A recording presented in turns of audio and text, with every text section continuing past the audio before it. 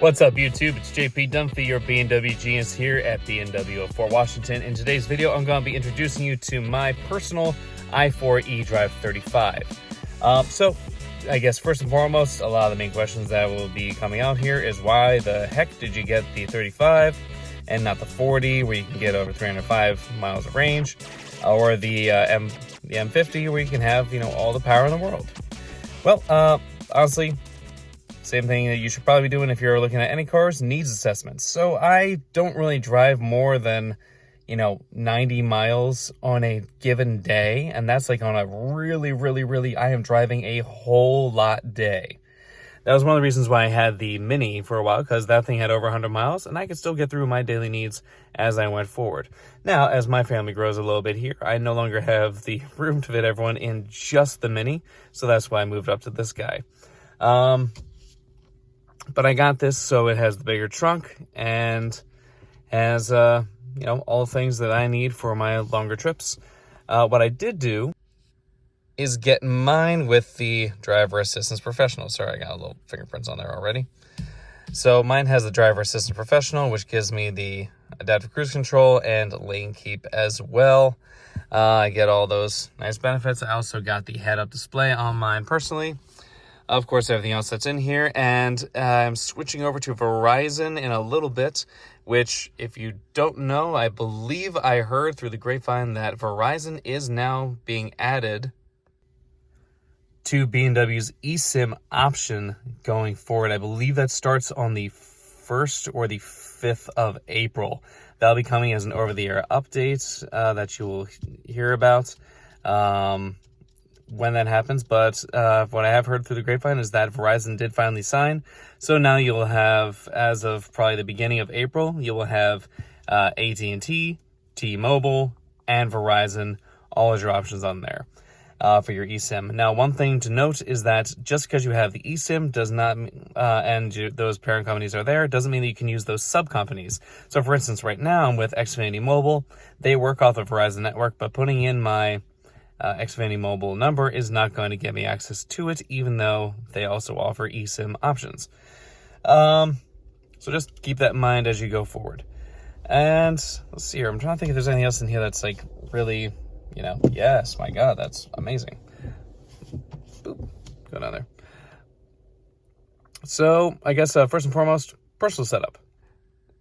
Now, as you may have noticed, I have a little wireless charger and a mount right over there. I do have that cord right in here. It's not the prettiest thing I could do. I can technically run that line over the side and then bring it into the side here, so it's a little bit cleaner. But that's mainly gonna be for my wife, so she'll have that. I do have the wireless charger in there as well, and heat steering wheel, all things you would expect from this guy. So in the back, I've got the basics here, 1 seat, 2 seats, and room in the middle for a 3rd seat when that time comes. And yeah. Which you may or may not know, they're pretty tall sidewall together. They're a 50 mil, so it's a 225/50/18 wheel. This particular one, of course, being the Bridgestone, excuse me, Turanza T005. That is a summer tire. It is squared in here, so you have the 18s in front and the 18s in back, the exact same size. And what that means is it'll be really easy to swap these guys out. Now, I will be swapping out these for all-season tires just because, again, this area does get a good amount of snow. This year, not so much, but last year we definitely got a good amount. I went with the San Remo green for the exterior, and of course the base, because you can't get M Sports on these for right now. That might change in the future, but for now, that is not the case. Now, if you haven't seen, I don't think we've had too many of these that actually came in with the focus. There we go. Too many of these that came in with the driver assistance professional package, but this one does have service pack 18, which is the older version. As you might be able to see in here, there are actually 3 cameras right there. That's not the same as the new ones that actually get the it's a 2-camera setup and has a 4K camera for the augmented reality. This one does not get the augmented reality option because it's still running off of slightly older architecture, but with some newer upgrades in it. In the front, when you come down here, you will notice that I have the radar right down here. This is for the driver assistance professional package that's in here, and of course the standard i4 look with the I logo right there, the blue bits around the BMW logo as well. On the sides here, if we haven't had an opportunity to see these guys yet, these are active air curtains. Or, I'm sorry, not active, passive air curtains. They do allow air to pass through there, and it does open up right along this edge to give you better coverage here. Fun thing about it too is, let's see if I can't get the angle for it, but these are active as well. If I can stick these through here, you can see straight through it. So you do have active aero all around, which is a lot of fun, especially for a quote-unquote base car. I mean, who can fault anyone on that? So here you go, another good look at these wheels. I actually really like these wheels. A lot of people seem to hate on the standard ones. I think they're really good. Yoink, get up there.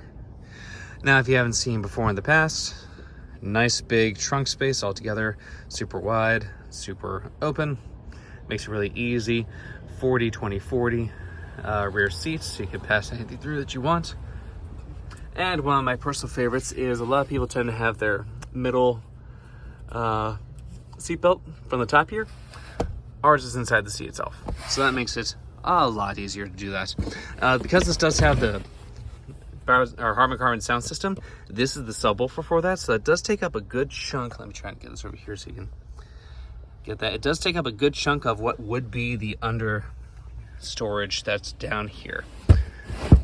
But that won't be much of a problem for me, because even though I have this, my place, I basically use this as my main charger on the outside itself. Front license plate, all the usual goodies from there. Dude. Kick to open, kick to close. Rear tailgate, if you didn't know, that is back. And nice black trim all around. It gets a nice gray trim along the sides here. And of course you can see a much simplified view on there. So yeah, I will be doing a long-term kind of test fleet if I do. I don't know if you've seen any of my other videos before. If this is your first one, welcome. But otherwise, I usually do a little bit of a thing where I do my normal drive from here to home, preconditioned overnight without plugging in, and then drive back here, measure its overall efficiency. I've done that with 4 cars so far, all electric, just so we can get kind of a real-time comparison of how these cars drive. So with that, that is the end of today's video. Hope you found this a little bit helpful. I will do another video about the actual driving impressions on the highway involving driver's assistance professional with the highway drive package. How does it feel having a little less power? So again, if you didn't know, this thing does have 282 horsepower, 295 pound-feet of torque for it, so it's a little bit underpowered compared to the 40, which gets 335 horsepower, and of course, the M50 at 536. So that's going to be, an interesting difference. In my basic driving back and forth, have not noticed any real difference in terms of them, but a fun little thing for that is right here. No, you're not seeing double. This one is an eDrive40 with almost the same options as the one that I got myself. This particular one is about $2,000 more expensive than mine was at, but it doesn't have the head-up display, and it doesn't have the personal eSIM on it. But otherwise, it's basically a carbon copy car. And it's available. And that's all for today's video. If you found this video helpful, please, as always, like, comment, share, and subscribe.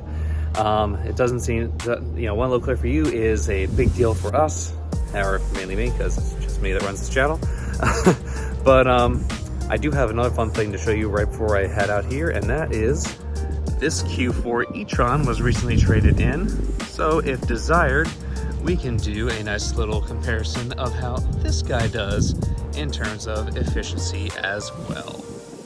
And that's all, guys. Have a great rest of your day.